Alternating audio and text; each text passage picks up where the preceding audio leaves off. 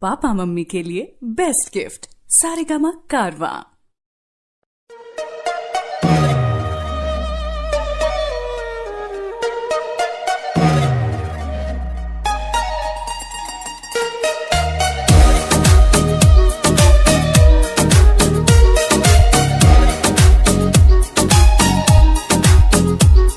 हर shot है dress impress दिल हमार करेला बारू जाड़ा के धूप रूप देख के न मन भरेला।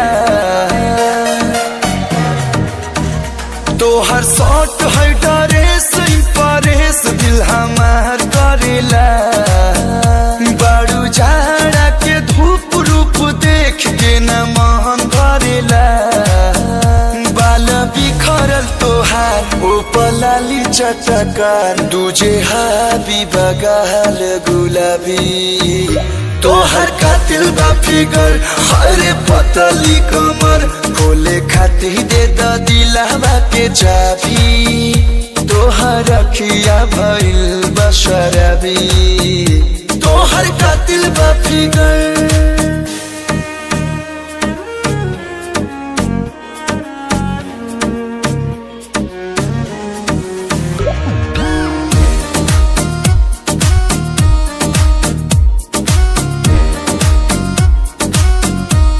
तोहर सूरत लगे मूरत न जरूरत बा सिंगारे के हमन ढरकल ह दिल पर कल खाली खोजे निहारे के करे काजरा कतल गजरा हलचल तोहर गुस्सा बगोरी खराबी तोहर कातिल बा फिगर हरे पतली कमर खोले खाती दे द दिलावा के चाबी तोहर अखिया भइल बशरबी तोहर कातिल बा फिगर।